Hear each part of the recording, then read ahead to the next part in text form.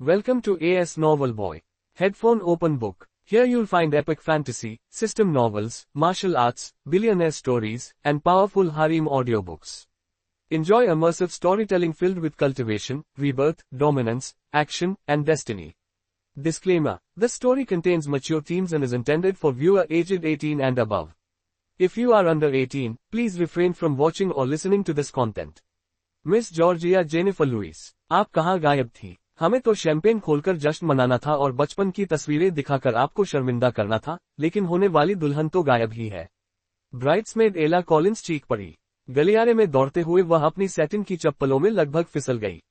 एला अभी अभी पजामा थीम वाली ब्राइडल शावर पार्टी से भागकर अपनी सबसे अच्छी दोस्त, होने वाली दुल्हन, जो पार्टी की स्टार थी, को ढूंढने निकली थी। होने वाली दुल्हन जॉर्जिया लुइस पकड़े जाने के बाद सीढ़ियों के पास शर्मिंदा होकर खड़ी थी। उसने हाथ में रिबन से बंधा एक छोटा सा मखमली डिब्बा पकड़ रखा था। मुझे पता है, मुझ पर चिल्लाओ मत। मैं बस कल से पहले चुपके से ये घड़ी रेमंड को देना चाहती थी। उसने मुझे पिछले हफ्ते शादी के तोहफे में हीरे का हार दिया था, याद है?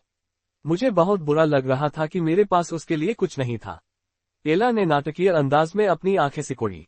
झूठे, मैं तुम्हारे चेहरे के हाव भाव जानती हूँ, तुम मुझे बेवकूफ नहीं बना सकते। रंगे हाथों पकड़ी गई जॉर्जिया हंस पड़ी। ठीक है, शायद मुझे इस बात की थोड़ी सी जिज्ञासा भी है कि वे उसकी बैचलर पार्टी में क्या कर रहे हैं। मुझे पता था, एला खिलखिलाते हुए बोली और उसकी पसलियों में गुदगुदी की। तुम बस ये देखना चाहती हो कि कोई स्ट्रिपर सेक्सी दुल्हन की पोशाक में तुम्हारे आदमी के साथ नाच रही है या नहीं। मान लो, जॉर्जिया ने अपना चेहरा हाथ से ढक लिया और अभी भी हंस रही थी। अरे, हम दोनों जानते हैं कि रेमंड कितना वफादार है। वह तो लगभग परिवार जैसा ही है। हम तो रिश्ते में आने से पहले से ही साथ हैं। इसके अलावा, अगर कोई स्ट्रिपर को जहाज पर चुपके से ले भी आता है, तो हम सबको 5 मिनट के अंदर पता चल जाएगा। हम समुद्र के बीचों बीच एक क्रूज शिप पर हैं, और यहाँ से बचने का कोई रास्ता नहीं है। क्रू के लोग मेरे अपने हैं, अगर कुछ गड़बड़ हो रही होगी तो वे मुझे जरूर बता देंगे। सच है, एला मुस्कुराए। लेकिन परंपरा के अनुसार, शादी से एक रात पहले दूल्हा दुल्हन को एक दूसरे को नहीं देखना चाहिए। क्या तुम अपने जीवन पर अपशगुन लाना चाहते हो? मुझे ऐसा नहीं लगता, जॉर्जिया ने आह भरी। ठीक है, तुम तोहफा पहुंचा दो, मैं एक सभ्य होने वाली पत्नी की तरह बाहर इंतजार करूंगी। लेकिन अगर मुझे अंदर कुछ भी संदिग्ध सुनाई दिया तो मैं दरवाजे से झांक कर देखूंगी। झांकना मना है, एला ने उंगली हिलाते हुए कहा। रुको, मैं सच कह रही हूँ। इतना कहकर एला ने जॉर्जिया से बॉक्स छीना और उसके टीवी लाउंज की ओर चल पड़ी जहां बैचलर पार्टी हो रही थी। अंदर अफरा तफरी मची हुई थी। आधी खाली विस्की की बोतलों पर स्ट्रोब लाइटें टिमटिमा रही थी, जैकेट और कमीजें सोफे पर बिखरी पड़ी थी, और स्पीकर से एक बेसुरा रॉक गीत बज रहा था। हवा में इत्र, पसीने और शादी की पूर्व संध्या पर लिए गए गलत फैसलों की दुर्गंध फैली हुई थी। एला चौंक गई। हे भगवान, ये तो कॉलेज की पार्टी और कराओके का मिलाजुला रूप है। उसने कमरे का जायजा लिया। पहली प्राथमिकता, स्ट्रिपर की जांच। आसपास कोई नहीं दिख रहा। उसे बहुत राहत मिली। अगला कदम, दूल्हे का पता लगाना। अभी तक नहीं मिला। वह मेज पर झुके हुए एक आदमी की ओर झुकी और चिल्लाई, रेमंड कहाँ है? क्या? उसने चिल्लाकर जवाब दिया। स्पष्ट रूप से 3 गोलियां खाने के बाद उसकी समझ खत्म हो चुकी थी, और तेज सराउंड साउंड ने भी उसकी समस्या को और बढ़ा दिया। जॉर्जिया से दूल्हे के लिए एक उपहार है। ओह! उसने नाटकीय अंदाज में सोफे की बेंच पर बेहोश पड़े एक व्यक्ति की ओर इशारा किया। एला सावधानी से पास पहुंची। वह आदमी झींगा मछली की तरह सिकुड़ा हुआ था, पैर तकिए से चिपके हुए थे, जैकेट उसके चेहरे पर खींची हुई थी, और एक हाथ उसके कान पर था मानो वह संगीत की उस भयानक गड़बड़ी को दबाने की कोशिश कर रहा हो। पब फ्यूचर के विज्ञापन। पब फ्यूचर विज्ञापन। वह नीचे झुकी, उसे गौर से देखने लगी, यहाँ तक कि उसके गहरे भूरे बालों को भी छूने लगी। हाँ, यही है हमारा दूल्हा, नशे में चूर, सोते हुए बच्चे की तरह प्यारा और सलीकेदार। उसने जीभ चटकाते हुए कहा। कल तो उसे अपना नाम भी याद नहीं रहेगा। उसने अपना सिर हिलाया, फिर वापस मुड़ी। डिब्बा अभी भी हाथ में था। बाहर जॉर्जिया के पास वापस गई और उसे डिब्बा वापस दे दिया। क्या हुआ? उसने इसे स्वीकार नहीं किया। जॉर्जिया ने भौहें चढ़ाते हुए पूछा। वो गहरी नींद में सो रहा है, एला ने कहा। जैसे कोई बच्चा चीनी की अधिकता के बाद बेहोश हो जाता है, वैसे ही सो रहा है। और कमरा शराबियों से भरा पड़ा है। कर्मचारियों से कहो कि काम खत्म होने के बाद उस जगह को साफ कर दे, बदबू आ रही है। उफ, मैं बता भी नहीं सकती। ये जगह महंगे तोहफों के लिए बिल्कुल भी सुरक्षित नहीं है।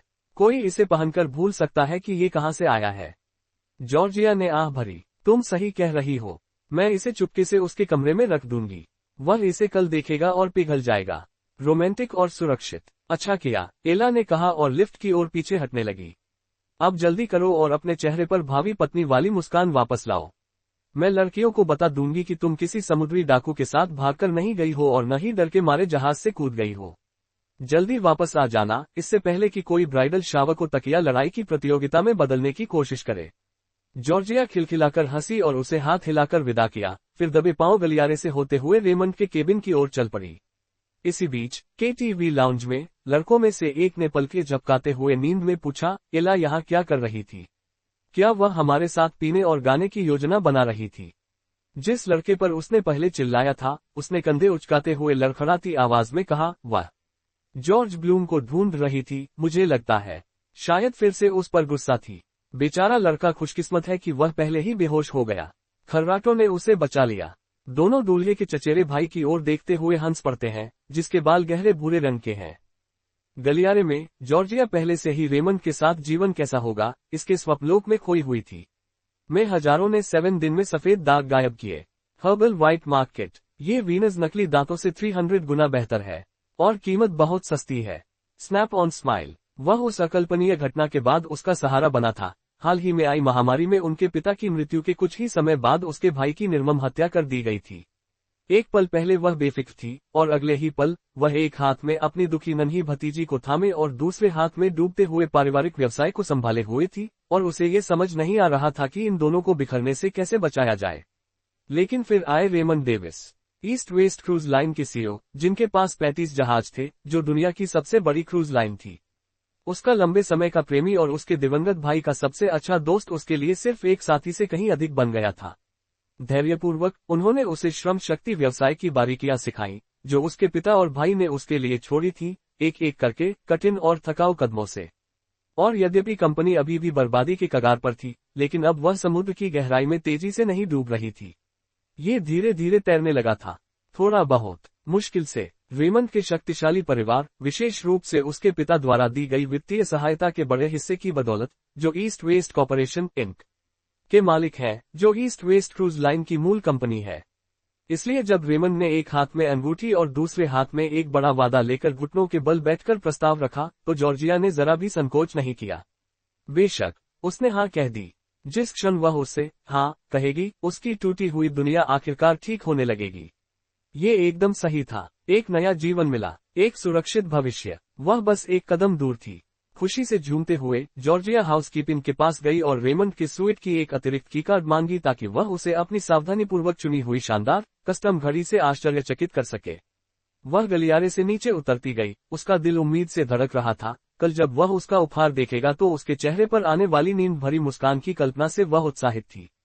उसने कीकार्ड सरकाया, दरवाजा खुल गया। आलीशान कालीन की हल्की सी सरसराहट ने उसका स्वागत किया। कमरे में उसकी एड़ियों की हल्की सी आवाज सुनाई दी। उसने दोनों हाथों से छोटा सा डिब्बा पकड़ रखा था और उसके चेहरे पर मुस्कान फैल गई थी। फिर उसने कमरा देखा और डिब्बा नीचे गिरा दिया। वह हल्की सी आवाज के साथ जमीन पर गिरा और ढक्कन खुल गया। घड़ी लुढ़क कर बाहर आ गई, किसी को पता भी नहीं चला। जॉर्जिया की निगाहें जम सी गई थी, आंखें चौड़ी हो गई थी। कमरे में जो कुछ भी सामने आया था, उससे वह भयभीत थी। जॉर्जिया दरवाजे पर जम सी गई, उसकी मुठियां इतनी कसकर भींची हुई थी कि उसके नाखून उसकी हथेलियों में धंस रहे थे। उसके जबड़े उस तरह के गुस्से से जकड़े हुए थे जो रेशमी चादरों और झूठी मासूमियत में लिपटे विश्वासघात से आता है। दो सिर उसकी ओर ऐसे घूमे जैसे तेज रोशनी में फंसे हिरन हो। फर्क सिर्फ इतना था कि कुछ क्षण पहले इन हिरनों के होंठ आपस में जुड़े हुए थे। नैन्सी बास्किन, उसके भाई की प्रेमिका, जिसकी हत्या कर दी गई थी। नैन्सी बहाना ढूंढने में सबसे पहले जुट गई। उसके बाल बिखरे हुए थे, लिपस्टिक फैली हुई थी और अपराध बोध उससे साफ झलक रहा था। जॉर्जिया, ये वैसा नहीं है जैसा दिख रहा है। कसम से, वो बहुत ज्यादा नशे में था। मैं बस उसे बिस्तर पर लेटाने में मदद कर रही थी और हम फिसल गए और वो मेरे ऊपर गिर गया। वो चुंबन बिल्कुल हादसा था। उसे लगा कि मैं तुम हो। उसने तो मुझे तुम्हारा नाम भी पुकारा। वाह, कितना मौलिक है, जॉर्जिया ने सोचा। जॉर्जिया की भौहें तन गई। उसकी आवाज किसी खंजर पर लिपटे मखमल जैसी तीखी थी। ओह, सच में, ये तो बहुत दिलचस्प है। उसकी गर्दन में अपनी जीभ डालकर गिरना वाकई एक भयानक अनुभव रहा होगा। नैन्सी सहम गई। रेमंड धीरे धीरे उठा, उसके बाल बिखरे हुए थे और आंखें धुंधली थी। जान, तुम यहाँ हो। नैन्सी की बात सुनो, वह सच कह रही है, मुझे बहुत चक्कर आ रहे थे और मुझे तुम्हारा ख्याल आया। मुझे नहीं पता मैं क्या कर रहा था। जॉर्जिया ने अपनी बाहें मोड़ ली और होठों पर एक कसी हुई, जहरीली मुस्कान बिखेर दी। ओह, अब तुम्हें उसका नाम पता चल गया। कितना सुविधाजनक है, वाकई, सही समय है। तुम्हें तो 5 मिनट से भी कम समय में शादी को बर्बाद करने के तरीकों पर एक किताब लिखनी चाहिए। नैन्सी खड़ी हुई और कांपते हाथों से आगे बढ़कर एक कदम बढ़ा, लेकिन जॉर्जिया ने उसे इतनी तीखी निगाहों से देखा कि मानो स्टील भी कट जाए। उसने हिंसा के भाव से नहीं, बल्कि ठंडे अधिकार के साथ हाथ उठाया और नैन्सी को अपने पास आने से रोकने का आदेश दिया। नहीं, बस, नहीं, उसने ठंडे स्वर में कहा। अपनी बैचलर पार्टी में वापस जाओ। मुझे तुम्हारे बीच होने वाले अचानक के रोमांस में दखल देने का मौका मत दो। दरअसल, जो आपने शुरू किया है उसे पूरा कीजिए। मुझे यकीन है कि आप दोनों के पास अभी भी अपने मुंह से कहने के लिए बहुत कुछ बाकी है। वह जाने के लिए मुड़ी, उसकी आंखों के कोनों में जलन पैदा करने वाले आंसुओं से उसकी दृष्टि धुंधली हो रही थी। लेकिन इससे पहले कि वह भाग पाती, एक हाथ ने उसकी कलाई पकड़ ली।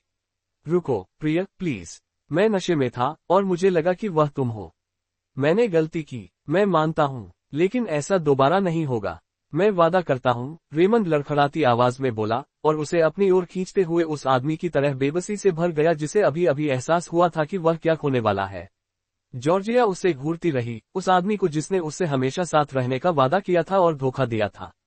फिर बिना किसी झिझक के उसने उसे जोर से धक्का दिया। तुम सही कह रहे हो, उसने फुफकारते हुए कहा। ऐसा दोबारा नहीं होगा, क्योंकि हमारा रिश्ता खत्म हो चुका है। उसके कांपते हाथ उसके गले में लटके हार की ओर बढ़े, वही हार जिसमें दिल के आकार का छोटा सा लॉकेट लगा था, जो उसके भाई के अंतिम संस्कार के बाद उसके पिता ने उसे दिया था। अंदर उनकी तस्वीरें थी, उनकी यादें थी, और उनका यह वादा था कि जब भी वे अलग हों, वह इसे देखकर महसूस कर सकती है कि वह अभी भी उसके साथ है। एक झटके में उसने उसे अपने गले से उतार फेंका। जंजीर टूट गई, दिल गिर पड़ा, बिल्कुल उनके जैसा। मुझे तुम्हारे नशे में दिए गए बहाने से कोई मतलब नहीं है, रेमंड। तुम्हारा एक ही काम था, वफादार रहना। शालीन होना भी नहीं, बस वफादार रहना। और तुमने इसे पूरी तरह से बिगाड़ दिया, सचमुच। वह लड़खड़ाते हुए फिर से उसकी ओर बढ़ा। ये हमारी शादी की रात है, प्रिय। इसे जरूरत से ज्यादा बड़ा मुद्दा मत बनाओ। मैंने माफी मांग ली है। क्या इतना काफी नहीं है? जॉर्जिया पीछे हट गई, उसकी आवाज बिजली की कड़क की तरह कांप रही थी। मुझे छूने की हिम्मत मत करना। मैंने कहा, हमारा रिश्ता खत्म। कल शादी नहीं होगी। उसकी आवाज भर्रा गई और वह मुड़कर गुस्से में स्वीट से बाहर निकल गई। उसने अपने पीछे दरवाजा जोर से बंद कर दिया।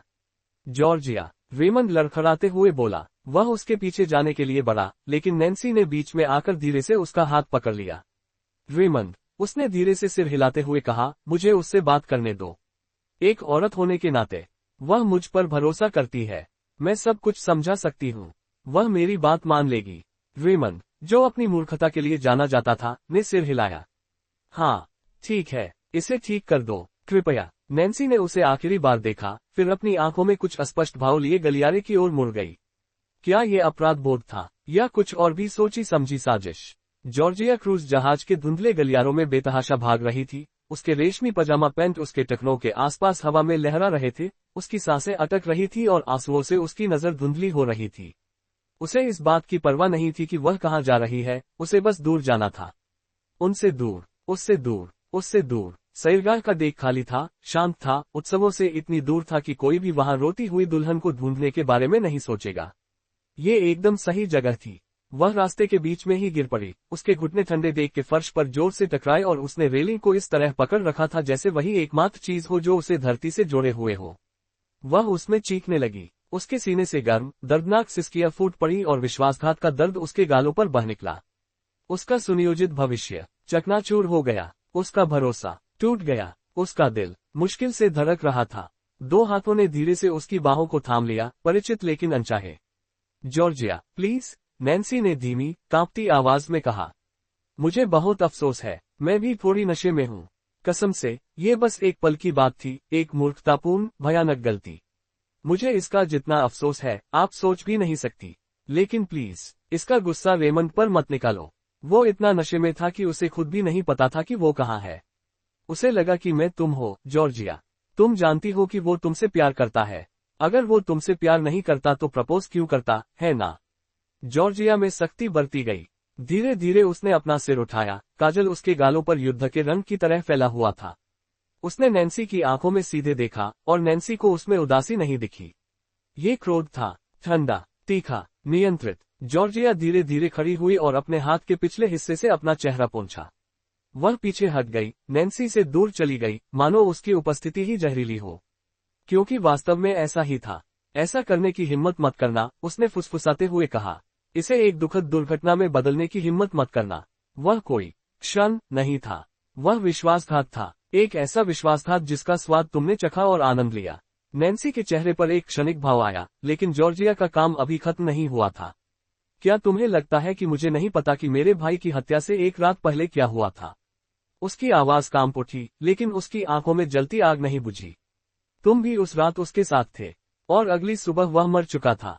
नैन्सी जम सी गई। जॉर्जिया, बस करो, जॉर्जिया गुस्से से बोली। तुम लोगों की जिंदगी में एक आवारा बिल्ली के बच्चे की तरह आती हो, भोली भाली, मासूम, प्यारी, और फिर अचानक सब कुछ बर्बाद हो जाता है। तुम सिर्फ बदकिस्मती नहीं हो, नैन्सी, तुम एक अभिशाप हो। अब वह आगे बढ़ी, उसकी आवाज ज्वार की तरह बुलंद हो रही थी। तुमने मेरे भाई के दिल में अपनी जगह बना ली, और अब रेमंड के दिल में भी। शायद मेरे भाई के साथ तुम्हारे बेवफाई करने की अफवाह भी सच थी। तुम खुद को दुख में लपेटकर प्यार का नाम देती हो, लेकिन तुम सिर्फ तबाही मचाती हो। नैन्सी के होंठ कांप रहे थे, लेकिन जॉर्जिया अभी रुकी नहीं थी। मैंने तुम्हें परिवार की तरह माना, उसने गुस्से से कहा। मैंने तुम्हारे साथ शोक मनाया, मैंने तुम्हारा बचाव किया। मुझे विश्वास था कि तुम हमारी परवाह करते हो, केटी की परवाह करते हो। लेकिन मैं गलत थी, तुम हमारे जैसे नहीं हो, तुम कभी नहीं थे। उसकी आवाज धीमी हो गई, गुस्से से कांप रही थी। नैन्सी, तुम एक घिनौनी शख्सियत हो। मुझसे दूर रहो, मेरी भतीजी से दूर रहो, मेरी जिंदगी से दूर रहो। अगर तुमने कभी दोबारा मेरे पास आने की कोशिश की, तो मैं भगवान की कसम खाता हूँ। उसने वाक्य पूरा नहीं किया। नैन्सी ने उसे पूरा नहीं करने दिया, और इसके बाद उसे अपने अंदर दबा हुआ गुस्सा महसूस हुआ। अध्याय 3, समुद्र का अंधकार। तेज थप्पड़ की आवाज डेक की स्टील की दीवारों से टकराकर गूंज उठी। नैन्सी का हाथ जोर से जॉर्जिया के चेहरे पर पड़ा, जिससे उसका सिर एक तरफ झुक गया। जॉर्जिया एक कदम पीछे लड़खड़ा गई, उसका एक हाथ उसके जलते हुए गाल पर चला गया, वह स्तब्ध थी। ओह, बेचारी छोटी जॉर्जिया, नैन्सी गुस्से से कांपती आवाज में बोली। अभी भी अपने काल्पनिक संसार में जी रही है, ये दिखावा कर रही है कि सब कुछ एकदम सही है। तुम्हें लगता है कि मैं तुम्हारे भाई के साथ जो हुआ वो चाहती थी। मैं उससे प्यार करती थी, तुम मूर्ख बच्ची। इतना प्यार करती थी कि दर्द होता था, लेकिन मरने से पहले ही वो जमीन में डूब रहा था, जॉर्जिया। और क्या तुम जानती हो क्यों? वह गुस्से से भरी हुई आगे बढ़ी। तुम्हारी और उस बच्चे की वजह से। वो सांस भी नहीं ले पा रहा था, उसे बस यही लग रहा था कि वो तुम दोनों को नीचे खींच रहा है। लेकिन जाहिर है, तुम्हें ये पता नहीं था। तुम तो अपने छोटे से ग्रीनहाउस में पौधों की राजकुमारी बनकर खेलने में इतनी मशगूल थी कि तुम्हें ये दिखाई ही नहीं दिया कि वो कितना कष्ट झेल रहा था। जॉर्जिया का चेहरा पीड़ा से विकृत हो गया, लेकिन उसकी आंखों में आग और भी तेज हो गई। मेरे भाई के बारे में बोलने की हिम्मत मत करो, तुम उसके बारे में कुछ नहीं जानते, उसने गुस्से से कहा। उसकी आंखों से आंसू और भी तेजी से बहने लगे, लेकिन कमजोरी से नहीं, बल्कि क्रोध से। अरे रहने दो, नैन्सी ने उपहास उड़ाते हुए कहा। वह लगभग मेरा पति बनने वाला था, उसे मेरा परिवार बनना था, जब तक कि सब कुछ गड़बड़ नहीं हो गया और तुमने सब कुछ अपने और केटी के इर्द गिर्द केंद्रित नहीं कर दिया। बस यही हुआ। जॉर्जिया ने नैन्सी पर झपट्टा मारा। एक जंगली जानवर की तरह गुर्राते हुए उसने नैन्सी के बाल पकड़े और अपनी आत्मा की सारी क्रोध शक्ति से उसे खींचा। मेरी भतीजी को इसमें नहीं घसीटना, निर्दयी कुतिया, वह फुफकारते हुए बोली, अपनी पकड़ कसती हुई और जोर से खींचने लगी, जिससे नैन्सी चीखने लगी। लेकिन नैन्सी बिना लड़ाई के हार मानने वाली नहीं थी। एक भयानक चीख के साथ उसने अपना घुटना जोर से जॉर्जिया के पेट में दे मारा। जॉर्जिया ने एक दबी हुई आह भरी और अपनी पकड़ ढीली कर दी, दर्द से कराहते हुए पीछे की ओर लड़खड़ा गई। नैन्सी अभी रुकी नहीं थी, वह गुस्से में आगे बढ़ी और जॉर्जिया को एक बार, दो बार फिर से धक्का दिया। उसके हाथों ने जॉर्जिया की छाती पर हथौड़े की तरह वार किए। तुम्हें क्या लगता है कि तुम इतने मासूम हो, इतने परिपूर्ण हो? तुम हमेशा से एक बिगड़े हुए, निकम्मे परजीवी रहे हो। अपने भाई का खून चूसते रहे हो, रेमंड का खून चूसते रहे हो। तुम इनमें से किसी भी चीज के लायक नहीं हो। और फिर आखिरी धक्का। जॉर्जिया की पीठ ठंडी स्टील की रेलिंग से जोर से टकराई। इस जोर से उसकी हड्डियां कांप उठी। उसके हाथ बेताब होकर इधर उधर फड़फड़ाने लगे, मानो वह किसी भी चीज को पकड़ने की कोशिश कर रही हो। लेकिन कुछ नहीं हुआ। उसका समय धीमा हो गया और दुनिया घूमने लगी। और फिर वह भी गिर पड़ी। जॉर्जिया का शरीर रेलिंग के ऊपर से पलट गया और हवा के तेज झोंके में उसकी चीख गुम हो गई। ये देखकर नैन्सी के गुस्से भरे चेहरे का भाव भय में बदल गया। छप छप, समुद्र के उसे निगल जाने की आवाज उसके बाद छाए सन्नाटे में गूंज उठी, और एक पल के लिए उसके कानों में केवल नैन्सी की नब्ज की धड़कन ही सुनाई दी। वह लड़खड़ाते हुए रेलिंग तक पहुंची, कांपते हाथों से उसे कसकर पकड़ लिया और नीचे की अंधेरी लहरों को घूरने लगी। हे भगवान, उसने फुसफुसाते हुए अपने दोनों हाथों से अपना मुंह ढक लिया और जॉर्जिया को पानी में संघर्ष करते हुए देखने लगी। समुद्र की बर्फीली लहरों का झटका जॉर्जिया पर हजारों चाकुओं की तरह लगा। वह जोरदार छपछपाहट के साथ काले पानी में कूद पड़ी। ठंड से उसकी सांसें रुक गईं। घबराहट से वह पानी के नीचे छटपटाने लगी, बेतहाशा पैर पटकते हुए ऊपर की ओर उठने की कोशिश कर रही थी। एक गहरी सांस लेते हुए उसका सिर लहरों से बाहर निकला, खारा पानी उसके गले और आंखों में चुभ रहा था। नैन्सी, मदद करो, वह खांसते और थूकते हुए चिल्लाई। कुछ तो करो। वह पानी में तैरती रही, अपने हाथों को झटकती रही। रेशमी पजामा उसे जाल की तरह नीचे खींचता रहा। भीगे हुए कपड़े का भार उसके शरीर से चिपका हुआ था, जिससे हर हरकत कठिन और भारी होती जा रही थी। लहरें उसके चेहरे पर टकरा रही थीं, मानो उसकी आवाज छीन रही हो। Pub Future ads. उसने हताशा से उम्मीद की किरण थामे हुए ऊपर देखा, और वहां नैन्सी अभी भी डेक पर खड़ी उसे देख रही थी। फिर उनकी निगाहें एक दूसरे से मिल गईं। जॉर्जिया का दिल पहले से कहीं ज्यादा जोर से धड़क रहा था। उसकी बाहों में दर्द हो रहा था। उसकी आवाज लड़खड़ा रही थी, नैन्सी, मेरी मदद करो, प्लीज प्लीज। लेकिन नैन्सी टस से मज नहीं हुई, एक इंच भी नहीं। उसने न तो चिल्लाया और न ही मदद के लिए भागी। उसने लाइफ बॉय नहीं फेंका, वह बस वहीं खड़ी रही। चेहरे पर कोई भाव नहीं दिख रहा था, हाथ बगल में लटके हुए थे, बाल हवा में धीरे धीरे उड़ रहे थे। जॉर्जिया के हाथ पैर जलने लगे थे।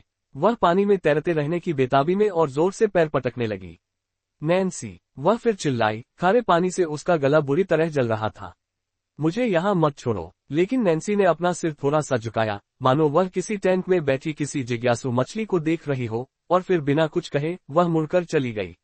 जॉर्जिया का खून जम गया। डेक की बत्तियां मंद पड़ गईं। जहाज का संगीत अब भी जोरदार, बेफिक्र और कान फाड़ देने वाला था। किसी ने उसे नहीं सुना, किसी को पता नहीं था। और जहाज, वह चल रहा था। वह असहाय होकर देखती रही, क्योंकि विशाल क्रूज जहाज रात के अंधेरे में दूर और दूर तक सरकता चला गया। उसकी रोशनी समुद्र के विशाल अंधेरे में धब्बों जैसी दिखने लगी। उसकी चीखें कमजोर होती गईं, उसके हाथ पैर मारने की गति धीमी होती गई। उसकी सांसें अनियमित हो गईं। जहाज आगे बढ़ता रहा। अंधेरे में पूरी तरह से समा जाने से पहले उसने आखिरी चीज जो देखी, वह नैन्सी की धुंधली परछाई थी जो रेलिंग के पीछे गायब हो रही थी। जॉर्जिया अकेली थी, समुद्र के बीचों बीच तैर रही थी।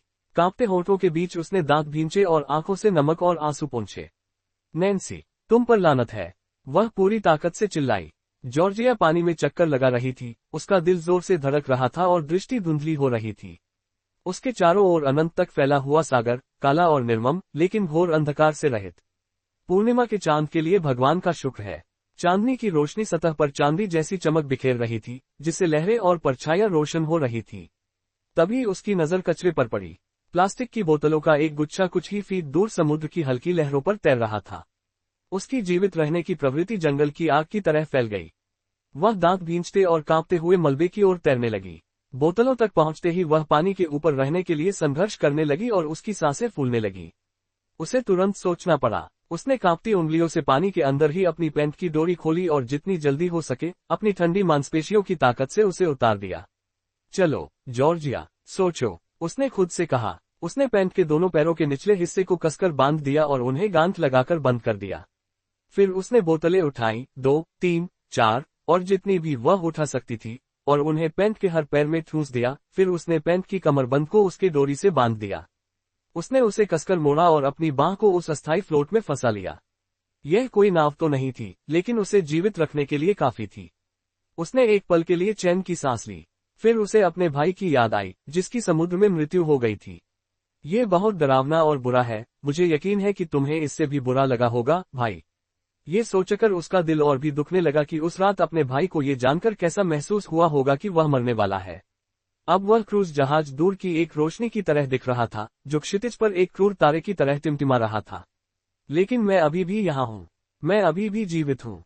मुझे यहाँ नहीं मरना चाहिए, किटी को मेरी जरूरत है, उसने खुद से कहा। पब फ्यूचर विज्ञापन, संपर्क सेवा की शर्तें। अध्याय 4, टिमटिमाती रोशनी। जॉर्जिया ने चारों ओर देखा और समुद्र को ध्यान से देखा। यहाँ कोई गश्ती नोक तो होनी ही चाहिए, या कोई भी नोक, कुछ तो होना चाहिए, लेकिन वहाँ कुछ नहीं था। बस पानी की लयबद्ध आवाज और चांद की अकेली चमक। फिर भी उसने अपने जबड़े भींच लिए, उसके अंदर दृढ़ संकल्प की आग भड़क उठी। नैन्सी, क्या तुम्हें लगा था कि मैं आज रात डूब जाऊंगा? क्या तुम्हें लगा था कि तुम मुझे इतनी आसानी से खत्म कर दोगी? उसने अपने तैरते हुए यंत्र पर अपनी पकड़ और कस ली। क्रोध ने ठंड के खिलाफ उसके शरीर को शक्ति प्रदान की। नहीं, मैं यहाँ मरने वाला नहीं हूँ। जॉर्जिया की निगाहें क्रूज जहाज पर टिकी रहीं। फिर धीरे धीरे उसने अपनी नजरें उससे हटा ली। यदि जहाज समुद्र में और आगे बढ़ रहा था, तो बंदरगाह उसके पीछे छूट गया होगा, जिस दिशा से वे 3 घंटे पहले आए थे। और अगर वह जीना चाहती है, अगर वह केटी को फिर से देखना चाहती है, तो उसे इसी तरह तैरना होगा। हर दर्द भरे धक्के और उखड़ी हुई सांस के साथ वह एक हाथ से अपने अस्थायी सहारे को खींचते हुए काले पानी में आगे बढ़ती रही। उसके अंग जल रहे थे, उसके होंठ फटे हुए थे, नमकीन पानी उसकी आंखों में चुभ रहा था, लेकिन वह रुकी नहीं। हर बार जब उसका शरीर उसे छोड़ने के लिए चीखता, तो उसका मन और भी जोर से चीखता, केटी इंतजार कर रही है। केटी को तुम्हारी जरूरत है। उसकी अनाथ भतीजी को उसकी जरूरत है। उस नन्ही बच्ची की मुस्कान, उसकी हंसी, जिस तरह से उसने अपने छोटे से हाथ से जॉर्जिया की छोटी उंगली पकड़ी हुई थी, इस भरोसे के साथ कि जब तक उसकी चाची उसके साथ है, दुनिया ठीक रहेगी। मैंने उससे वादा किया था कि मैं उसे कभी नहीं छोड़ूंगा। मैं वह वादा नहीं तोड़ूंगा। Pub Future ads. फिर एक चमक दिखाई दी। उसने पलकें झपकाईं। उसे लगा कि शायद उसे भ्रम हो रहा है, लेकिन फिर से वही रोशनी दिखाई दी। समुद्र के गहरे नीले रंग के बीच एक गर्म, टिमटिमाती नारंगी और पीली रोशनी। क्या ये कोई नाव है? बंदरगाह। जॉर्जिया का दिल एक नाजुक उम्मीद से भर उठा। उसने अपनी आंखों को साफ करने के लिए जोर से पलकें झपकाईं और घूरते हुए अपने शरीर को हवा में तैरने दिया। हाँ, वह वहां था, दूर, लेकिन वास्तविक। उसके पैर लोहे जैसे सख्त लग रहे थे, बाहें गीली रस्सी जैसी, लेकिन उसने दांत भींचे और थकान को धकेलते हुए और जोर से चप्पू चलाने लगी। उसकी सांसें तेज तेज चल रही थीं। उसके दांत किटकिटा रहे थे। उसकी मांसपेशियां जल रही थीं, लेकिन वह तैर गई, एक एक करके, लहर दर लहर। प्रकाश और अधिक व्यापक हो गया, और अधिक स्पष्ट, जैसे तूफान में कोई मोमबत्ती टिमटिमा रही हो। मैं आ रही हूँ, उसने फुसफुसाते हुए कहा। मैं यहाँ नहीं मरने वाली, आज रात तो बिल्कुल नहीं। जॉर्जिया की बाहें मानो शीशे से भरी हुई थीं। उसके पैर धीरे धीरे और कमजोर होते गए, यहाँ तक कि पानी में मुश्किल से ही हलचल पैदा कर पा रहे थे। वह रोशनी, वह छोटी सी रोशनी, उसने नमक से धुंधली आंखों से उसे गौर से देखा। ये एक नाव हो सकती है, एक प्रकाश स्तंभ, किसी दूरदराज के छोटे द्वीप पर एक झोपड़ी की लालटेन, या फिर महज उसकी कल्पना। लेकिन यह उम्मीद थी, और यही बात उसे आगे बढ़ने के लिए काफी थी। जब तक कि ऐसा नहीं हुआ। उसकी सांसें तेज और गीली थीं, ठंड उसकी हड्डियों तक गहरी उतर रही थी। उसके दांत लगातार बज रहे थे। उसकी उंगलियों में उस अस्थायी तख्ते को पकड़ने की ताकत भी नहीं बची थी। फिर भी उसने बार बार कोशिश की, यहाँ तक कि उसके विचार भी धीरे धीरे कमजोर पड़ने लगे। Pub Future ads. वह रोशनी करीब नहीं आ रही थी, वह बस धीमी और कमजोर होती जा रही थी। उसका सिर फ्लोट पर इस तरह लटक गया जैसे कोई बच्चा बुरे सपने में टेडी बियर से लिपट जाता है। मैं बहुत थक गई हूँ, उसने फुसफुसाते हुए कहा। कृपया कोई नाव हो, कृपया मुझे बचाओ, कोई तो। और फिर अंधेरा छा गया। लहरें उसे धीरे धीरे झुला रही थीं, मानो समुद्र स्वयं उसे लोरी सुना रहा हो। एस्टरस्क एस्टरस्क एस्टरस्क एस्टरस्क एस्टरस्क एस्टरस्क एस्टरस्क। कुछ घंटों बाद कैप्टन, ब्रिज की शांत गूंज के बीच थर्ड मेट की आवाज गूंजी। कैप्टन निकोलस नाइट ने तुरंत ऊपर नहीं देखा। वह रडार सिस्टम पर एक डायल को समायोजित कर रहे थे। उनकी आंखें लेजर की तरह केंद्रित थीं, और उनके जबड़े पर वही गंभीर एकाग्रता का भाव था जिसने उन्हें अपने जहाज पर प्रशंसकों से कहीं अधिक दुश्मन बना दिए थे। उसकी आवाज शांत और संक्षिप्त थी। अब क्या? अधिकांश लोगों के लिए वह बस एक और धनी उत्तराधिकारी था जो नाविक की भूमिका निभा रहा था, एक चांदी की चम्मच वाला कप्तान, जिसका उपनाम शानदार था और जिसका करियर तेजी से आगे बढ़ा था। चाहे उनका दिमाग कितना भी तेज हो या उनके हाथ कितने भी स्थिर हो, नाइट ग्रुप ऑफ कंपनीज की छाया उनकी किसी भी उपलब्धि से कहीं अधिक बड़ी थी। सभी को लगा कि वह केवल कप्तान की कुर्सी को गर्म रखने के लिए बैठा है, जब तक कि पिताजी अंततः उसे साम्राज्य की चाबियां नहीं सौंप देते। लेकिन निकोलस को इस बात की परवाह नहीं थी कि वे क्या सोचते हैं। उन्हें सटीकता, जिम्मेदारी और नियंत्रण की परवाह थी। और अभी पुल पर शांति थी जब तक कि तीसरे साथी ने उसे भंग नहीं कर दिया।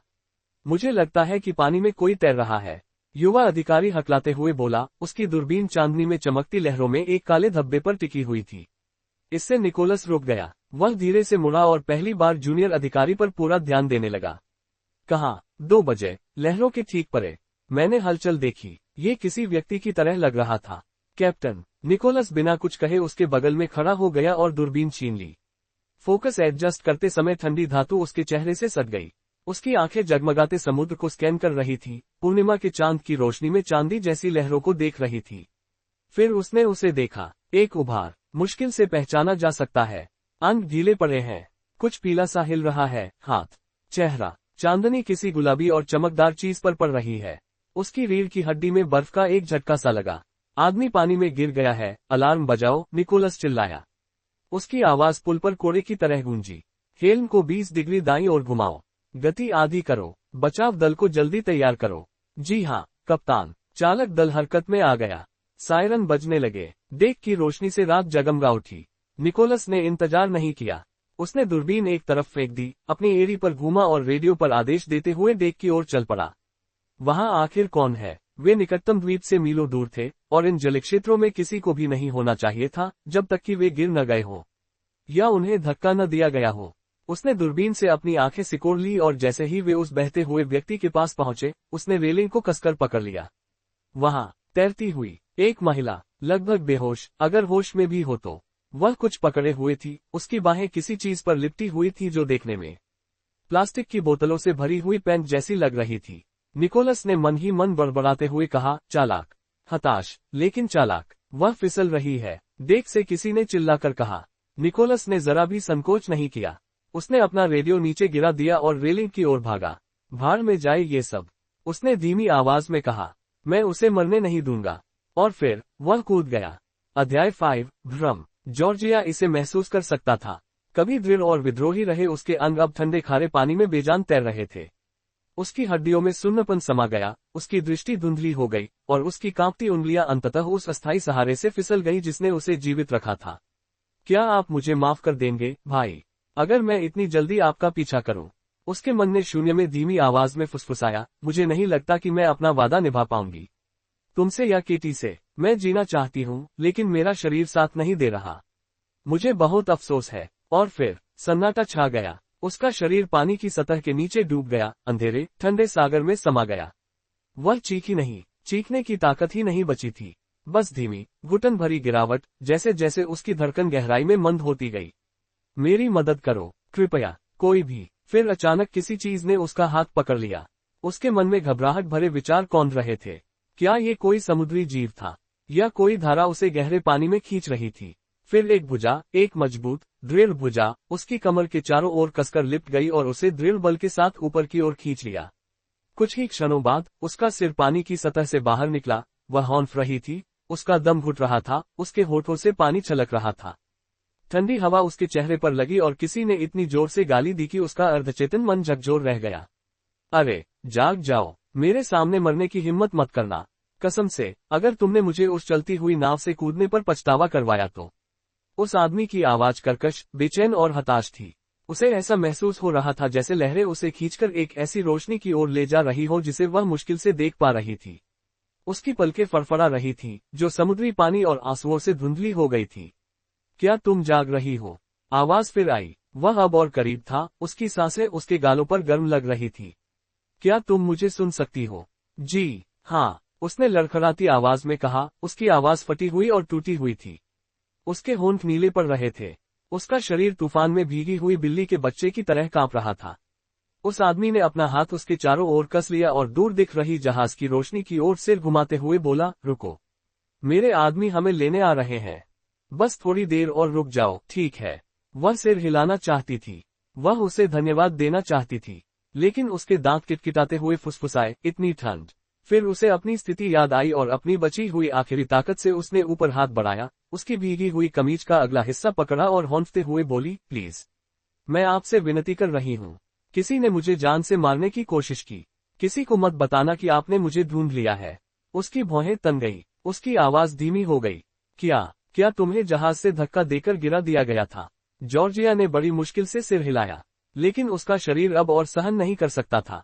उसकी आंखें ऊपर की ओर घूम गईं, उसकी उंगलियां उसकी कमीज से फिसल गईं, और उसका सिर उसके कंधे पर गिर गया, ठीक उसी समय जब उसने फुसफुसाते हुए कहा, हाँ। फिर अंधकार ने उसे एक बार फिर अपने शिकंजे में ले लिया, और कैप्टन निकोलस नाइट, जो पूरी तरह भीगा हुआ था, कांप रहा था और मन ही मन बड़बड़ा रहा था। उसने उसे और कसकर पकड़ लिया और बचाव नौक को लहरों के पार उनकी ओर तेजी से आते हुए देखता रहा। जैसे ही उन्हें बचाव नौक पर खींचा गया, कैप्टन निकोलस नाइट ने एक पल भी बर्बाद नहीं किया। पूरी तरह भीगे और हौंफते हुए उन्होंने चालक दल के एक सदस्य के इमर्शन सूट की पट्टी से रेडियो निकाला और कांपती उंगलियों से बटन दबा दिया। बचाव अलर्ट रद्द करो, मैं दोहराता हूं, इस घटिया अलर्ट को रद्द करो, उसने कर्कश स्वर में कहा। उसकी आवाज कर्कश और प्रभावशाली थी। चालक दल के सभी सदस्य हैरानी से आंखें फाड़कर उसे घूर रहे थे, उनके चेहरों पर भ्रम साफ झलक रहा था। किसी की भी बोलने की हिम्मत नहीं हुई। कप्तान ने जो कहा था उसे समझने की कोशिश में सन्नाटा पसरा हुआ था। कुछ ही सेकंड बाद रेडियो स्पीकर पर चीफ मेट की आवाज कर्कश सुनाई दी। कैप्टन, बंदरगाह और तटरक्षक बल को पहले ही सूचित कर दिया गया है। धत तेरे की, निक ने धीरे से बड़बड़ाया। फिर जोर से और भी घबराकर बोला, मुझे परवाह नहीं, इसे वापस ले लो। कह दो कि यह झूठा अलार्म था। कह दो कि हमने तैरते हुए पुतले या मलबे को गलती से समझ लिया, कुछ भी। बस इसे बंद कर दो, अभी। चीफ मेट के जवाब देने से पहले कुछ देर का विराम था। दोनों पक्षों के बीच तनाव चरम पर था। ठीक है कैप्टन, पानी में गिरे व्यक्ति को बचाने की घोषणा वापस ली जा रही है। निक ने गहरी सांस छोड़ी और अपने भीगे बालों में हाथ फेरते हुए बेहोश महिला को और कसकर अपने गले लगा लिया। उसके पास अभी तक कोई जवाब नहीं था, लेकिन एक बात स्पष्ट थी, वह जो भी थी, जब तक वह ये पता नहीं लगा लेता कि उसने समुद्र से किस तरह का भयानक रहस्य उजागर किया है, तब तक वह वापस नहीं जाएगी। वह वही गलती दोबारा नहीं दोहराएगा। निक के लिए यह एक बार फिर से वही भयानक सपना था, जैसा उसने कुछ साल पहले झेला था। लेकिन इस बार कोई मरा नहीं। वह एक जान बचाने में कामयाब रहा। Asterisk asterisk asterisk asterisk asterisk asterisk asterisk asterisk asterisk. कितना गर्म। जॉर्जिया की इंद्रियां जागृत हुई, उसका शरीर अभी भी थकान से भारी था। आंखें बंद करके वह सहज रूप से मोटे, आरामदायक कंबल के नीचे और गहराई तक घुस गई। उसे अपनी ठुड्डी तक खींच लिया, मानो खुद को उस गर्माहट से बांध रही हो। वह थोड़ी सी हिली, फिर उसका पैर किसी सख्त चीज से टकरा गया। वह चौंक गई, उसकी आंखें झट से खुल गईं। एक गीला तौलिया उसके माथे से फिसलकर उसकी गर्दन पर आ गिरा। स्तब्ध होकर वह धीरे धीरे उठी और अपने आसपास का जायजा लेने लगी। लकड़ी की दीवारों वाले पैनल, चमचमाते पीतल के फिक्सचर। वह इस जगह को जानती थी। इस कमरे को नहीं, बल्कि इस तरह के कमरों को। पारिवारिक व्यवसाय के सिलसिले में उसने जहाजों पर काफी समय बिताया था, इसलिए वह जानती थी कि यह कोई साधारण केबिन नहीं था। ये एक उच्च पदस्थ अधिकारी का क्वार्टर था, विशाल, आलीशान और क्रूज स्तर से कहीं ऊपर। और फिर उसने उसे देखा। कमरे के दूसरी ओर सोफे पर एक आदमी बिना कमीज पहने लेटा हुआ था। उसकी सुडौल छाती सांसों के साथ ऊपर नीचे हो रही थी और उसकी ग्रे रंग की ट्रैक पैंट उसकी कमर पर लटकी हुई थी। वह गहरी नींद में सो रहा था। जॉर्जिया का दिल जोर से धड़कने लगा। उसकी भौहें तन गईं, फिर पुरानी यादें उमड़ आईं। खारा पानी, बर्फीली हवाएं, समुद्र में उसका शरीर सुन्न हो जाना, और फिर किसी की बाहों में समा जाना। उसकी बाहों में उसने खुद को नीचे देखा। उसकी त्वचा में झुनझुनी सी महसूस हुई। उसने ढीली ढाली कमीज और शॉर्ट्स पहन रखे थे। ब्रा नहीं पहनी थी, अंडरवियर भी नहीं। उसके गाल लाल हो गए थे। उसकी नसों में दहशत दौड़ रही थी। उसकी मांसपेशियों, टांगों, बाहों, हर जगह से तेज दर्द हो रहा था, मानो उसे किसी ट्रक ने टक्कर मार दी हो। उसकी सांस अटक गई। हाय भगवान! उसकी आंखें भय से चौड़ी हो गईं। डर का एक झटका बिजली की तरह उसके सीने में दौड़ गया, और इससे पहले कि वह खुद को रोक पाती, वह चीख पड़ी। उसे नहीं पता कि उसने ऐसा क्यों किया, लेकिन उस क्षण उसे ऐसा करना सही लगा। शायद यह भ्रम, पीड़ा और भय से उपजा था। वह आदमी एकदम से जाग उठा, झट से उठ खड़ा हुआ, पूरी तरह सतर्क होकर। उसकी आंखें कमरे को ऐसे स्कैन कर रही थी जैसे कोई सैनिक हमले के दौरान स्कैन कर रहा हो। क्या हुआ? क्या गड़बड़ है? वह खतरे को ढूंढते हुए चिल्लाया, लेकिन वहां कोई नहीं था। केवल वही महिला जिसे उसने कल रात बचाया था, बिस्तर पर बैठी, कांपती हुई, आंखों में क्रोध और भय की आग भड़क रही थी। उसे ऐसे घूर रही थी जैसे उसने अभी अभी सबसे जघन्य अपराध किया हो। Pub Future ads. संपर्क सेवा की शर्तें। अध्याय 6, विकृत व्यक्ति। ओह, अच्छा हुआ तुम जाग गए, निक ने बिस्तर की ओर बढ़ते हुए कहा। जॉर्जिया की आंखें एकदम से खुल गईं। बिना सोचे समझे उसने पास पड़ा तकिया उठाया और पूरी ताकत से उसे उस पर फेंक दिया। धड़ाम! पहला वार सीधे उसकी छाती पर लगा। ये क्या हो रहा है? निक लड़खड़ा गया, लेकिन इससे पहले कि वह कुछ प्रतिक्रिया कर पाता, दूसरा तकिया उसके सिर के पास से निकल गया। वह ठीक समय पर झुक गया, और तीसरा तकिया कुछ इंच से उसे लगने से बच गया। अरे, बस करो! उसने अपने हाथों को ऊपर उठाकर खुद को बचाने की कोशिश करते हुए चिल्लाकर कहा। लेकिन जॉर्जिया पहले से ही गोला बारूद जुटाने में जुटी हुई थी, घबराहट से उसकी सांसें तेज चल रही थी। जब उसे एहसास हुआ कि अब कुछ भी उसकी पहुंच से बाहर है, तो उसने वही किया जो वह कर सकती थी। उसने कमीज को सीने से कसकर पकड़ लिया, कांपते हाथों और जलती आंखों से खुद को ढक लिया।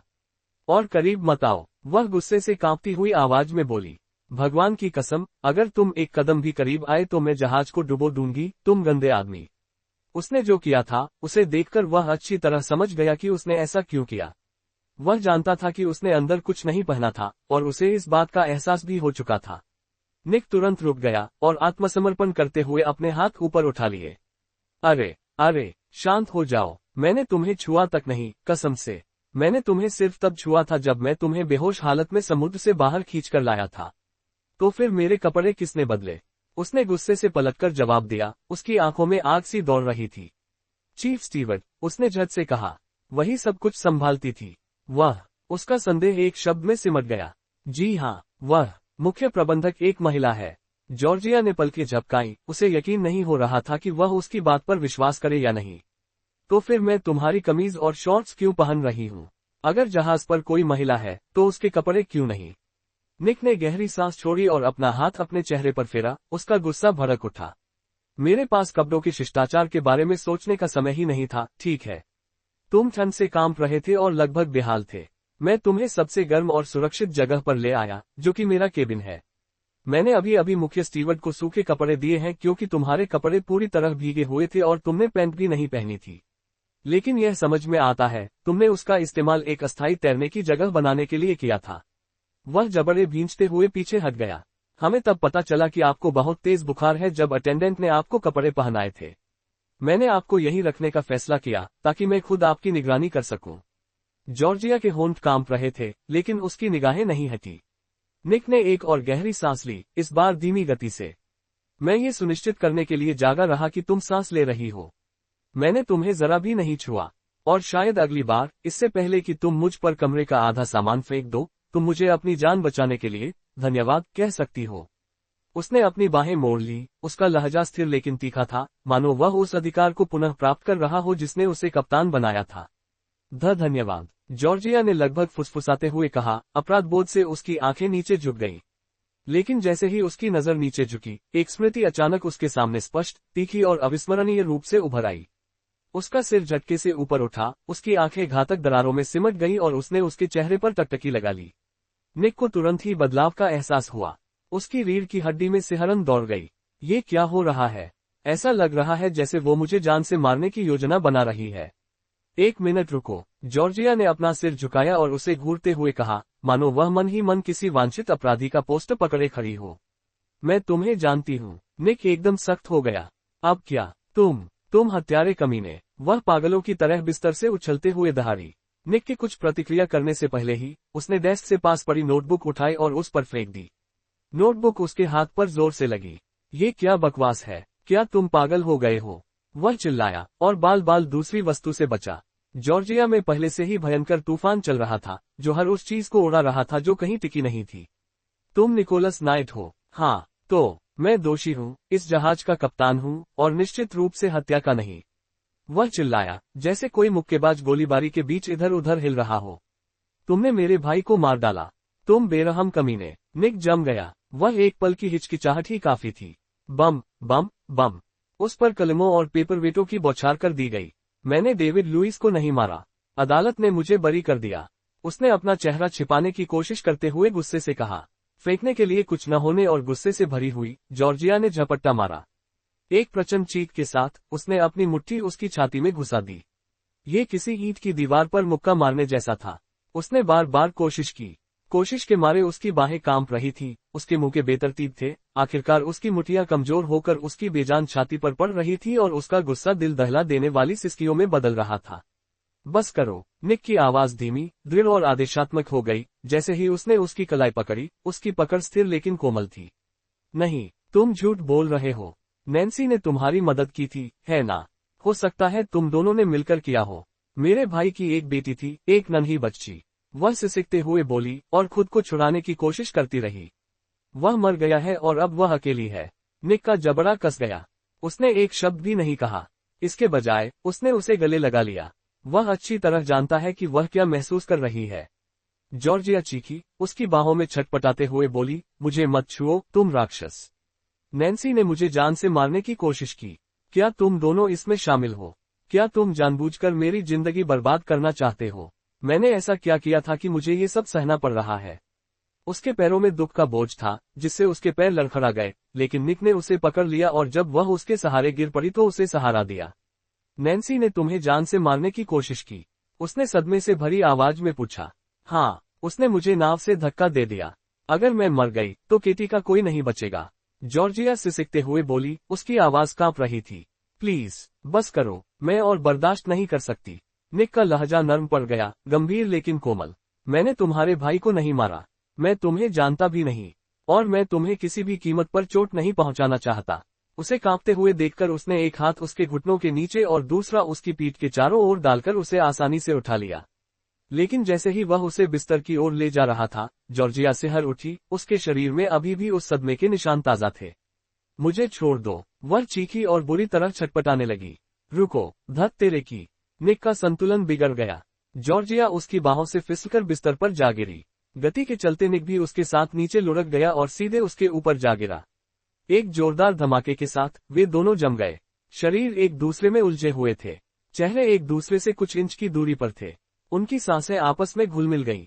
अराजकता गायब हो गई, और एक पल के लिए उनकी नजरें मिली। कमरा एकदम शांत हो गया।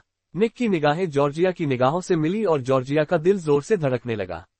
दोनों में से किसी ने कुछ नहीं कहा, किसी ने पलकें भी नहीं झपकाईं। मानो भाग्य, क्रोध और दुख सब आपस में टकरा गए हों। संपर्क सेवा की शर्तें। YT channel AS Novel Boy और Telegram channel Hindi and romantic audio book AS Novel Boy द्वारा अपलोड किया गया। AS Novel Verse membership plans. Premium plan -179 rupees. इस प्लान में आपको सभी ऑडियो बुक्स का पूरा एक्सेस मिलेगा और साथ ही आप 5 पर्सनल नॉवल बनवा सकते हैं। Basic plan -119 rupees. इस प्लान में आपको सभी ऑडियो बुक्स का पूरा एक्सेस मिलेगा और साथ ही आप 1 पर्सनल नॉवल बनवा सकते हैं। अभी AS नॉवल वर्स का मेंबर बने और सभी एपिसोड अनलॉक करें। अध्याय 7, उसके बेचारे अंकुश। निक एकदम जम गया, अपनी जगह पर स्थिर हो गया। उसकी निगाहें जॉर्जिया की निगाहों से मिल गईं। वो तीखी, तूफानी निगाहें, चांदी जैसी धूसर जिनमें बर्फीले नीले रंग की हल्की सी झलक थी। मानो पाले में डूबा हुआ खंजर हो। वह सम्मोहित हो गया। फिर, जैसे कोई धीरे धीरे नरक की ओर उतर रहा हो, उसकी नजरें उसकी नाक पर गईं। और फिर उसके होठों पर। अलग अलग, सांस फूलती हुई, चेहरा लाल। धत तेरे की, उसने मन ही मन चीखा। उसे उसके होठों पर उसकी गर्म सांसों की हल्की सी अनुभूति हो रही थी, और सहज प्रवृत्ति से उसकी निगाहें वापस उसकी ओर मुड़ गईं। ठीक उसी समय जब उसने व्यंग्यपूर्ण ढंग से मुड़ी हुई उसकी एक भौं को धीरे धीरे उठते हुए देखा। उसके चेहरे पर उसकी उलझन साफ झलक रही होगी, क्योंकि इसके बाद जो हुआ वह सर्दियों में उत्तरी सागर के जोरदार थप्पड़ से भी ज्यादा जोरदार था। पागल, उसने ठंडे स्वर में कहा। निक ऐसे सहम उठा जैसे उसने उसे किसी जमी हुई मछली से थप्पड़ मार दिया हो। क्या? उसके हाथ तुरंत मुट्ठी बन गए क्योंकि उसके खून में उसके आरोप को लेकर फिर से गुस्सा उबलने लगा था। तभी उसे इसका एहसास हुआ। कोई मुलायम चीज, मखमली, उसके हाथ के नीचे कोई तकिया या गद्दा बिल्कुल नहीं था। उसका सिर गिलोटिन की धार की तरह तेजी से नीचे गिरा। उसकी नजरें अपने दाहिने हाथ पर टिकी थी, जो इस समय जॉर्जिया के बाएं स्तन को ऐसे थामे हुए था मानो वह देवताओं का कोई नाजुक फल पकड़े हो। उसकी आत्मा ने उसका शरीर छोड़ दिया, लेकिन उसके शरीर ने उसका साथ नहीं दिया। पल भर में वह पत्थर की तरह कठोर हो गया। नीचे, आंखें फटी रह गईं, मुंह खुला रह गया, दिमाग सुन्न पड़ गया। निक ने गाली देते हुए कहा, फक। अफसोस की बात है कि उसने ये बात सीधे जॉर्जिया के चेहरे के सामने फुसफुसाकर कही। उसकी आंखें अविश्वास से चमक उठी। ये रहा, ज्वालामुखी फट गया। जैसे ही उसने अपना हाथ ऐसे झटकने की कोशिश की जैसे उसमें आग लग गई हो, ठीक उसी समय दरवाजा सबसे गलत समय पर खुल गया। क्या मैं किसी काम में बाधा डाल रहा हूँ? मुख्य स्टीवर्ड ने एक हाथ में कॉफी का मग और दूसरे हाथ में कपड़ों का ढेर लिए हुए अपनी भौहें चढ़ाते हुए पूछा। निक और जॉर्जिया दोनों का ध्यान उसकी ओर गया। ठीक उसी समय जॉर्जिया का घुटना एक हीट सीकिंग मिसाइल की तरह तेजी से ऊपर की ओर उठा। बिल्कुल सटीक। दर्द से कराहते हुए निक गीले सीमेंट के बोरे की तरह गिर पड़ा। अरे बाप रे! जॉर्जिया जरा भी नहीं हिचकी। उसने उसे इतनी ताकत से पीछे धकेला कि वह एक तरफ लुढ़क गया, फिर दर्द से कराहते हुए फर्श पर गिर पड़ी। तुम्हारी हिम्मत कैसे हुई मुझे छूने की, तुम कैप्टन परवर्ट, हत्यारे! वह प्रतिशोधी समुद्री चुड़ैल की तरह फुफकार उठी। निक दर्द से कराहते हुए अपने गुप्तान को पकड़ लिया। मैंने तुम्हारी जान बचाए, पब फ्यूचर एड्स। तुमने मेरे भाई को मार डाला और फिर तुमने मुझे छुआ, उसने गुस्से से कहा। मुख्य स्टीवर्ड धीरे धीरे दरवाजे से पीछे हटते हुए बुदबुदाया, हाँ, यहाँ कुछ गड़बड़ जरूर हो गई है। मैं आपको थोड़ी जगह देता हूँ। आप जानते हैं कि मुझे कहाँ ढूंढना है, कैप्टन। दरवाजा बंद हो गया। निक जमीन पर लेटे लेटे फिर करा उठा। तुम दुष्ट हो, धिक्कार है। उसने असहनीय दर्द के बावजूद बोलने की कोशिश की। मैंने तुमसे कहा था, मैंने डेविड को नहीं मारा। निक खुद को घसीटते हुए सोफे की ओर बढ़ा। पसीने से लथपथ उसका चेहरा सोफे से बाहर निकल रहा था और हर इंच उसके लिए युद्धक्षेत्र जैसा लग रहा था। उसकी सांसें अटक रही थीं, जबड़े कसे हुए थे और दर्द के मारे उसकी आवाज लड़खड़ा रही थी। मेरा तुम्हें छूने का कोई इरादा नहीं था, उसने गुस्से से कहा। उसकी आंखें चमक रही थी। ये एक दुर्घटना थी, ठीक है। कल रात तुम्हें तेज बुखार था और तुम बुरी तरह छटपटा रही थी जब मैं तुम्हें बिस्तर पर लिटाने की कोशिश कर रहा था। अगर तुमने इतना जोर से छटपटाया न होता तो इनमें से कुछ भी नहीं होता। वह रुक गया। उसकी छाती एक पल के लिए ऊपर नीचे हुई, लेकिन केवल एक सांस के लिए। मैं भगवान की कसम खाता हूँ, अपनी माँ की कसम खाता हूँ और अपने बेचारे अंकोशों की कसम खाता हूँ, तुमने मुझ पर हमला किया। मैंने तुम्हारे भाई को नहीं मारा। मैंने किसी को नहीं मारा। वह दर्द और गुस्से से भरी आवाज में दहाड़ा। जॉर्जिया ने पलक भी नहीं झपकाए, लेकिन उसने अपने होंठ कसकर बंद कर लिए और अपनी जीभ काट ली ताकि उसकी टिप्पणी पर आने वाली मुस्कान को दबा सके। उसने अपने हाथों को कमर पर रखा। उसकी आंखें तलवार की तरह तेज थीं। लेकिन तुम नैन्सी को जानती हो, इसे नकारने की हिम्मत मत करना। मैंने देखा कि जैसे ही मैंने उसका नाम लिया, तुम्हारे चेहरे पर कैसी झंझनाहट हुई। निक एक पल के लिए जम गया। उसकी आंखों में कुछ अंधेरा सा कौतूहल से गुजरा। हाँ, उसने जबड़े कसते हुए कहा, मैं उसे जानता हूँ, लेकिन उसे जानने से मैं हत्यारा नहीं बन जाता। उसकी आवाज कड़वी और तीखी थी। और ये नाटक बंद करो। उस औरत को तो सब जानते ही हैं। मुझे यकीन है कि वो हर नाविक और व्यापारी के साथ संबंध बनाती है जिससे वो मिलती है। ये बात किसी थप्पड़ की तरह लगी। जॉर्जिया ने पलकें झपकाईं। उसकी आवाज में मौजूद घोर तिरस्कार ने उसके सीने में कुछ राहत दी, भले ही एक पल के लिए ही सही। निक दर्द से कराहते हुए सोफे पर पीछे की ओर झुक गया। तो अगर आप मुझ पर किसी चीज का आरोप लगाने जा रहे हैं, तो कम से कम एक ऐसा कारण तो बताएं जो किसी टेलीनोवेला की स्क्रिप्ट जैसा न लगे, उसने बुदबुदाते हुए कहा।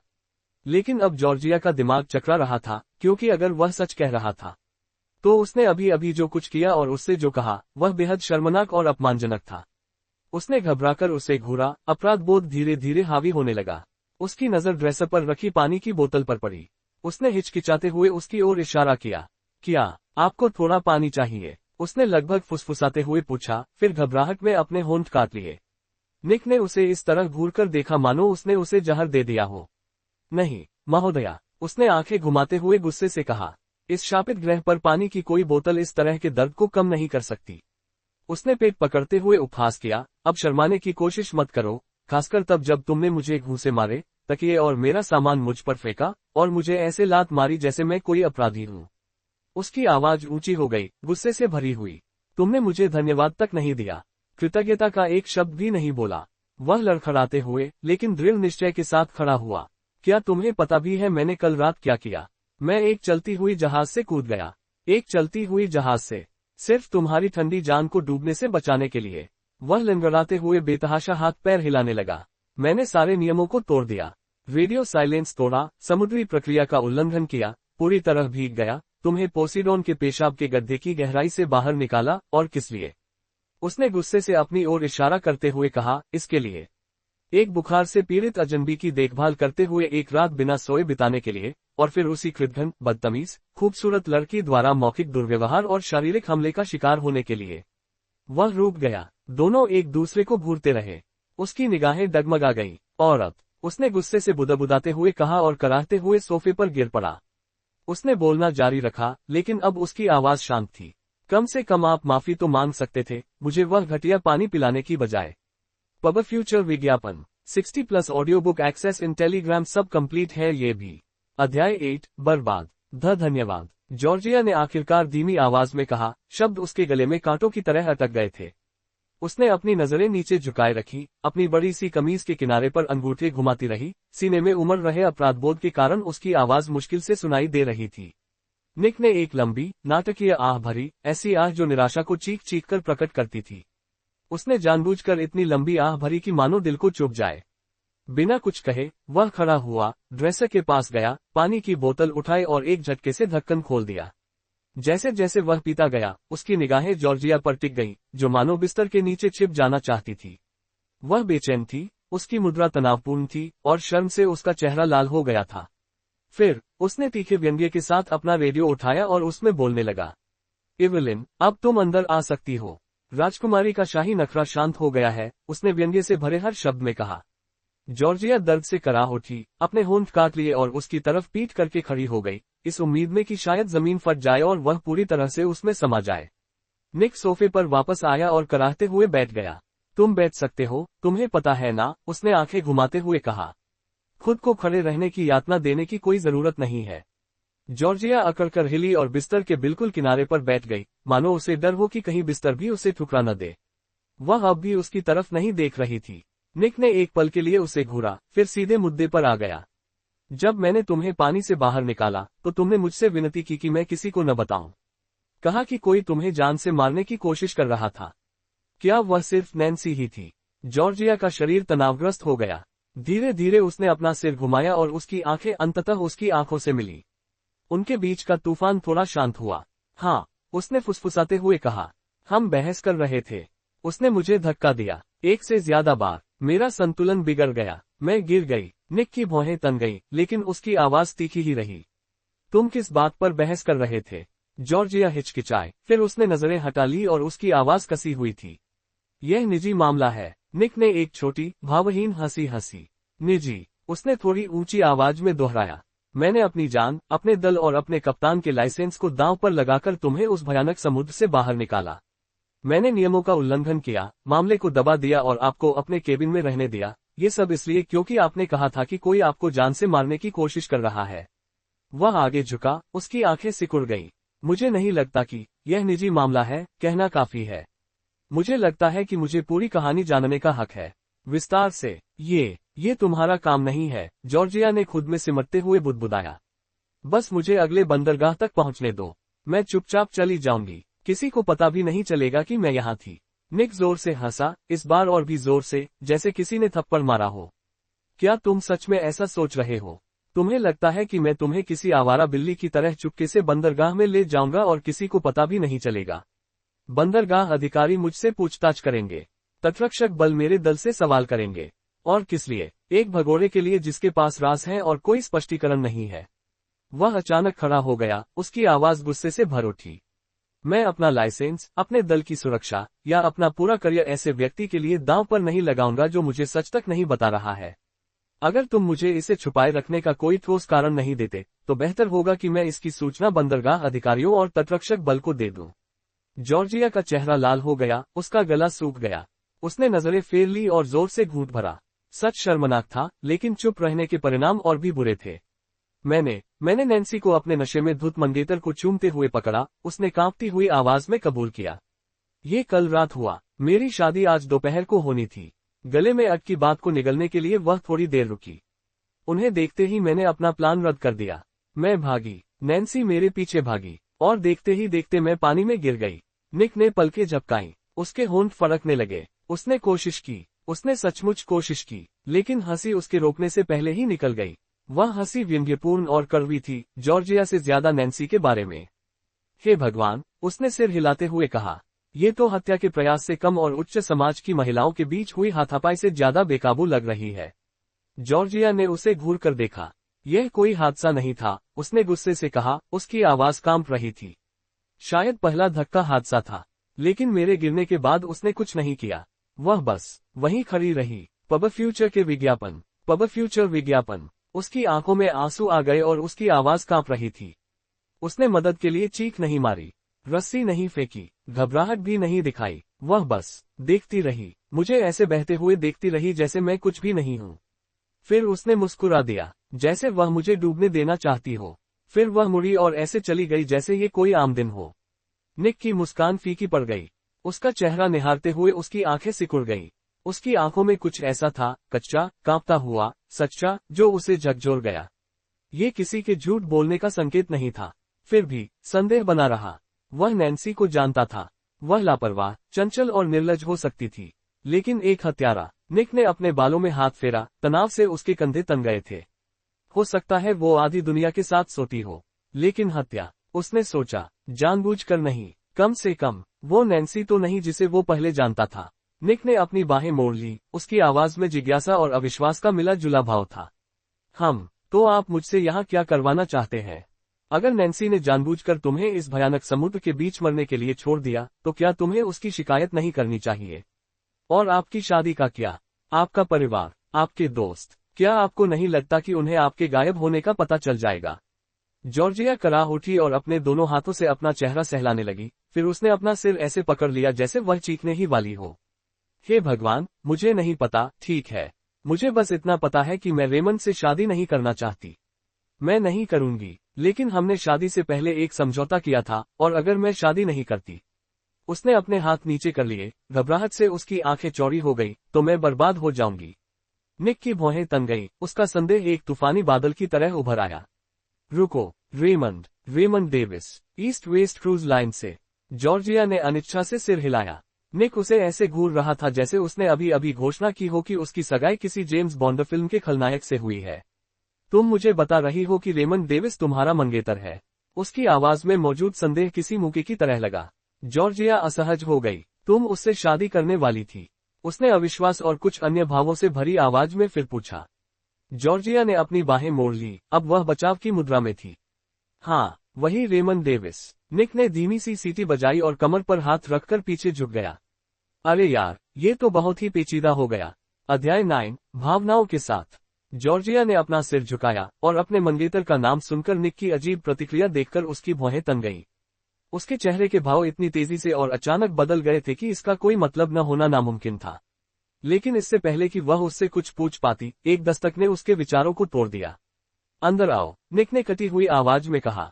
दरवाजा खुला और वही महिला अंदर आई जो पहले तय किए हुए कपड़े लेकर आई थी। वह शरारती, समझदार मुस्कान लिए हुए थी। वाह वाह, प्रेमियों का झगड़ा आखिरकार खत्म हो गया, एवलिन ने हल्के फुल्के और चंचल लहजे में चिढ़ाते हुए कहा और अंदर आ गई। बस करो, एवलिन, मैं उसे जानता भी नहीं, निक बड़बड़ाया और जॉर्जिया की ओर ऐसे इशारा किया जैसे वह कोई अजीब कलाकृति हो जो उसके कमरे में आ गिरी हो। जॉर्जिया, उसने थोड़ा नाराज होकर बुदबुदाया।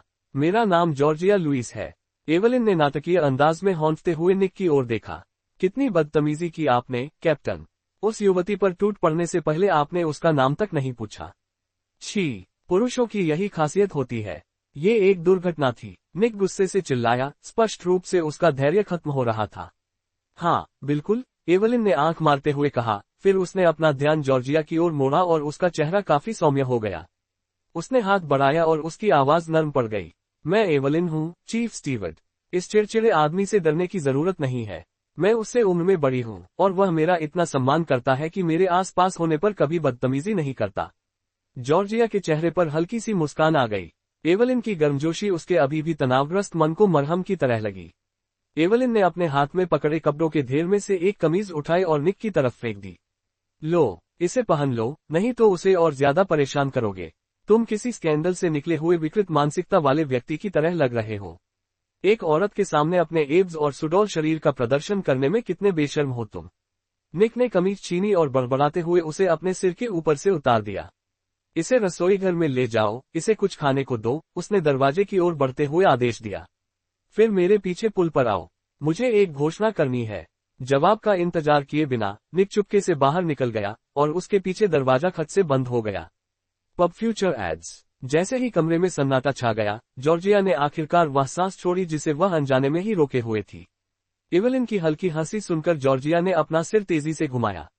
क्या तुम भी कप्तान से घबराई हुई और डरी हुई थी? उसने शरारती मुस्कान के साथ पूछा। एवलिन मुस्कुराए। बिल्कुल नहीं, बस इतना कह सकते हैं कि हमारी पहली मुलाकात यादगार रही। उसने जॉर्जिया को करीने से तह किए हुए कपड़ों का एक गट्ठा दिया। ये लो, तुम्हारे रेशमी पजामा, ताज़ा अंडरवियर और एक छोटी शर्ट जो तुम्हें ठीक से फिट आ जाएगी। मैंने सामान रखने वाले कमरे के हर डिब्बे को छानकर सबसे छोटी पैंट ढूंढी है। दुर्भाग्य से मेरे साइज की पैंट तुम्हें फिट नहीं आएगी। उसने आंख मारी। अब जाओ कपड़े बदल लो, मैं इंतजार करूंगी। जॉर्जिया ने सिर हिलाया और कप्तान के केबिन के अंदर बने बाथरूम की ओर चल पड़ी। उसने दरवाजा थोड़ा खुला छोड़ दिया ताकि वे बातचीत जारी रख सकें। अगला बंदरगाह कितनी दूर है? उसने उधार ली हुई कमीज के बटन खोलते हुए पूछा। अच्छा सवाल है, एवलिन ने जवाब दिया। आपके शानदार बचाव अभियान से पहले हम लगभग 2 सप्ताह दूर थे। लेकिन कप्तान ने कल रात अचानक रुकने का आदेश दिया, तो अब इसमें और भी ज्यादा समय लग सकता है। जॉर्जिया ने आह भरी। तो मैंने आधिकारिक तौर पर पूरी यात्रा में बाधा डाल दी है।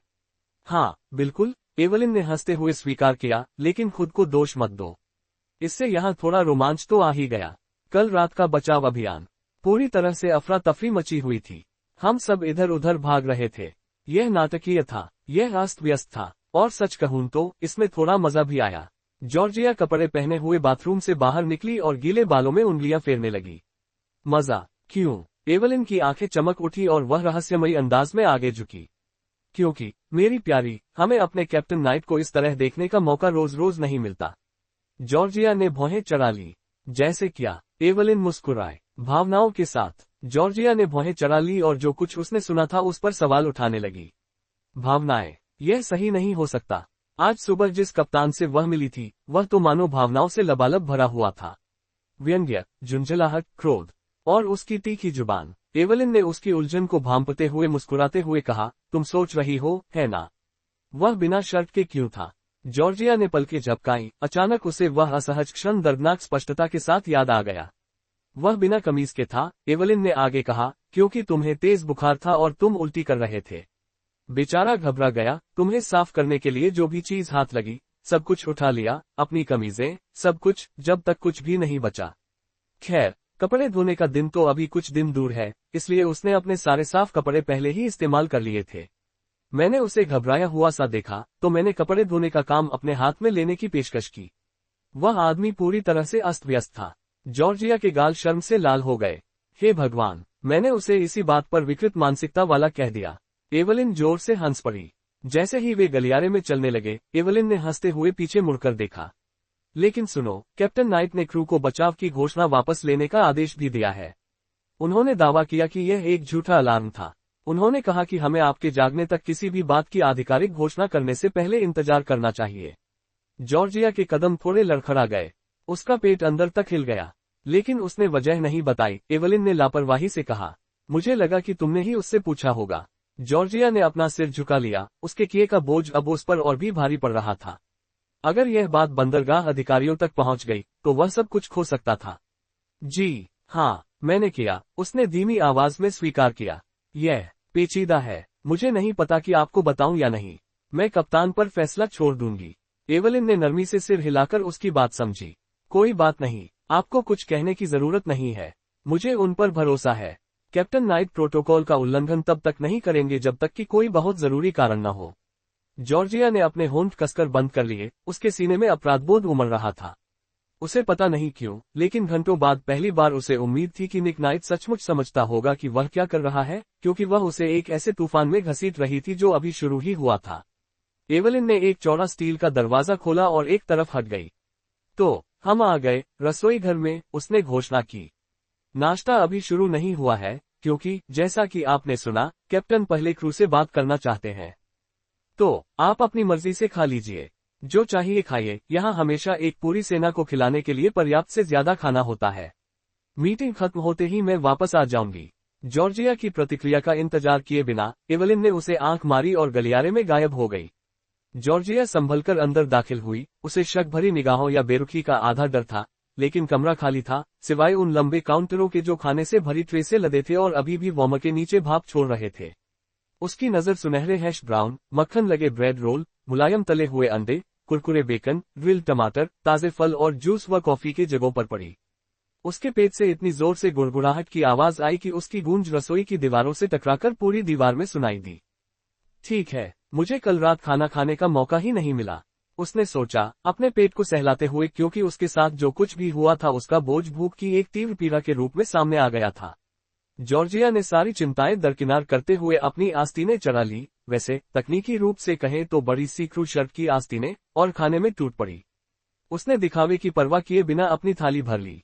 अंडे, बेकन, ब्रेड, फल, जो भी खाने लायक दिखता था वो उसका था। वह अकेली बैठी थी। आखिरकार उसने खुद को कुछ पल आराम करने दिया। हर निवाला पिछले 24 घंटों की उथल पुथल के खिलाफ एक छोटा सा विद्रोह जैसा लग रहा था। आगे चाहे जो भी तूफान आने वाला हो, वह उसका सामना भरे पेट के साथ करेगी। अध्याय 10, Captain Nicholas Knight. Captain Nicholas Knight ने पूरे जहाज के लिए एक आदेश जारी किया था, सभी चालक दल आपातकालीन बैठक के लिए ब्रिज पर उपस्थित हो। और जब कप्तान बोलता है तो आप हरकत में आ जाते हैं, खासकर तब जब ये किसी तूफानी रात के बाद हो जिसमें किसी व्यक्ति के पानी में गिरने या किसी महिला को बचाने की घटना शामिल हो। सभी लोग पुल की ओर दौड़ पड़े। उनकी गति न केवल अनुशासन से बल्कि विशुद्ध जिज्ञासा से भी प्रेरित थी। पुल पर फुसफुसाहट और हंसी की आवाजें इस तरह गूंज रही थी जैसे आग लगने से पहले धुआं उठता है। पक्का कप्तान को महीनों से सेक्स का मौका नहीं मिला होगा, एक क्रू मेंबर ने हंसते हुए कहा। जैसे ही उसने डूबी हुई खूबसूरत लड़की को देखा, उसकी कामुकता ने कमान संभाल ली और उसे डेक से उछाल दिया। पूरा समूह खिलखिलाकर हंस पड़ा। वह उसे सीधे अपने केबिन में ले गया। उसने जरा भी संकोच नहीं किया। दूसरे ने कहा, मैं अपनी तनख्वाह दांव पर लगा सकता हूं कि उसने पहले ही अपना काम कर लिया है। या शायद, एक तीसरे क्रू मेंबर ने शैतानी मुस्कान के साथ कहा, उसने बचाव अलर्ट रद्द कर दिया ताकि बंदरगाह पहुंचने तक वह उसे पूरी तरह से अपने पास रख सके। हंसी इतनी तेज हो गई कि तभी गले को साफ करने की एक तीखी दोहरी आवाज ने शोर को चीरते हुए मानो किसी धारदार हथियार को चीर दिया। अहम अहम एस्टरिस्क। जैसे ही मुख्य अधिकारी स्टीवन ग्राहम आंखें सिकोड़कर, जबड़े को कसकर पुल पर दाखिल हुए, वहां अचानक सन्नाटा छा गया। हंसी हवा में जलती मोमबत्ती की तरह थम गई। हर आदमी टूटी हुई रस्सी की तरह सीधा खड़ा हो गया। Pub Future ads. निक के विपरीत, स्टीवन एक अलग तरह का सम्मान प्राप्त करता था। जहां निक के पास कप्तान की कुर्सी का अधिकार और नाइट का नाम था, वहीं स्टीवन ने अपनी जगह केवल अपने दृढ़ संकल्प और वफादारी के दम पर हासिल की थी। और जहाज पर सवार हर कोई जानता था, अगर स्टीवन आपसे निराश हो जाता है, तो बेहतर होगा कि आप खुद ही अपने अनुशासनात्मक पतन की नींव खोदना शुरू कर दें। स्टीवन ने धीमी और खतरनाक आवाज में कहा, मुझे बताओ, क्या पेशेवर लोग अपने कमांडिंग अधिकारियों के बारे में इसी तरह बात करते हैं? उनकी पीठ पीछे, जैसे छुट्टी पर आए शराबी बेवकूफ, गली नुक्कड़ के बदमाशों की तरह गपशप करते हैं। किसी ने जवाब देने की हिम्मत नहीं की। सबने सिर झुका लिए। अचानक सबकी निगाहें जमीन पर टिक गईं। स्टीवन ने अपनी जीभ चिटकाई। अगर आप शालीनता से बात नहीं कर सकते, तो बिल्कुल मत बोलो। तभी पुल के दरवाजे सरसराहट के साथ खुल गए। निक अंदर आया। उसकी निगाहें शांत और सधे हुए दल पर घूमी। हवा में व्याप्त तनाव ने उसे सब कुछ बता दिया। उसकी नजरें एक पल के लिए स्टीवन से मिली, मानो कृतज्ञता का मौन आदान प्रदान हो रहा हो। स्टीवन ने हल्के से सिर हिलाया। कम से कम ये संकट तो टल गया। हालांकि निकोलस नाइट को इस बात की परवाह नहीं थी कि लोग उनके बारे में क्या सोचते हैं, लेकिन उन्हें अनुशासन और वफादारी की बहुत परवाह थी। वह सिर्फ अपने उपनाम के कारण कप्तान बनने के लिए यहाँ नहीं थे। उन्होंने इस सीट के लिए कड़ी मेहनत की थी। और जॉर्जिया लुइस के आसपास जो भी संकट मंडरा रहा था, उनका इरादा उसे अपने भविष्य को प्रभावित करने देने का बिल्कुल नहीं था। ठीक है, उसने दृढ़ निश्चय के साथ आगे बढ़ते हुए कहा, चलिए शुरू करते हैं। निक पुल के सामने ऐसे खड़ा था जैसे कोई सेनापति अपनी सेना को युद्ध में भेजने वाला हो, लेकिन यह युद्ध इस्पात या समुद्र का नहीं, बल्कि मौन का था।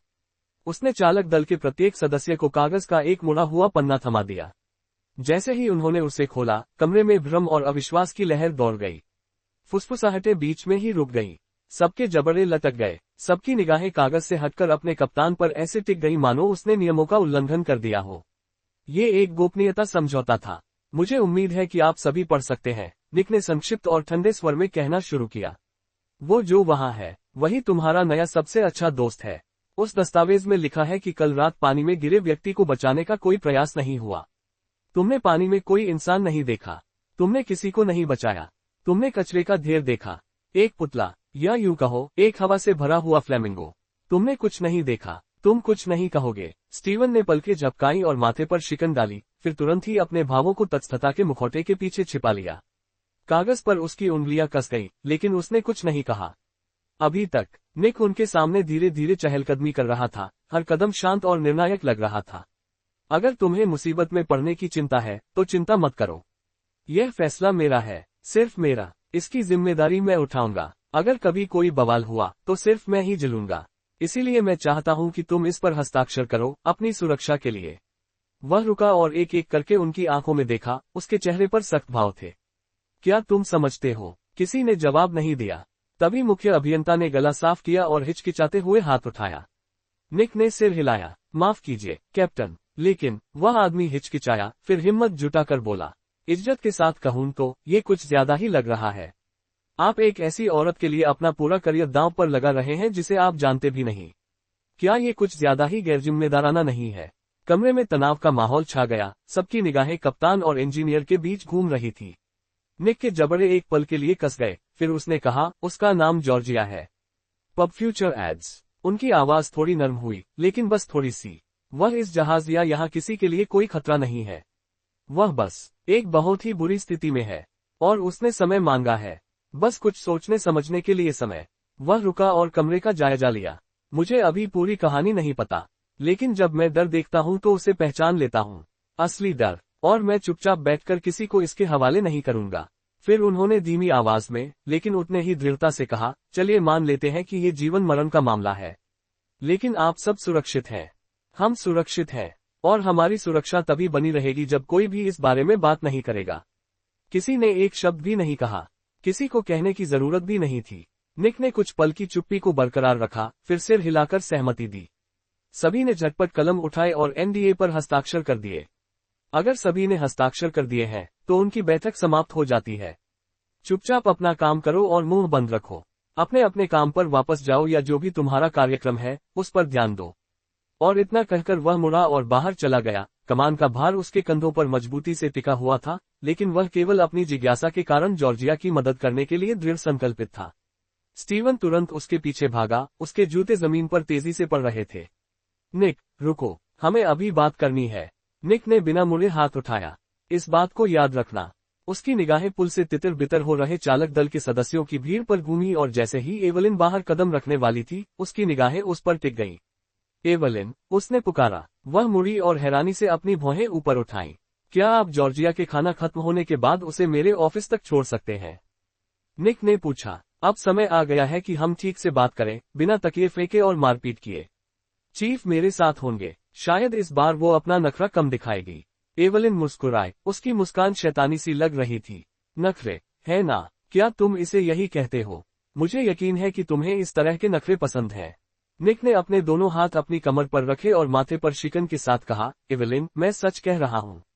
निक की आंखों में निराशा देखकर एवलिन मुस्कुराए। जी हाँ, कप्तान, मैं सुनिश्चित करूंगी कि राजकुमारी सुरक्षित और सही सलामत पहुंच जाए, उसने शरारती अंदाज में सलाम करते हुए कहा। निक ने उसकी आवाज पर अपनी आंखें घुमाई लेकिन बहस नहीं की। स्टीवन उन्हें ध्यान से देख रहा था, उसकी भौहें और भी सिकुड़ती जा रही थी। उस बातचीत में कुछ तो उसे ठीक नहीं लग रहा था। निक के शब्द तो संक्षिप्त और पेशेवर थे, लेकिन एवलिन का चेहरा, उसकी आंखों में वो घमंडी चमक, वह स्थिति से मेल नहीं खा रही थी।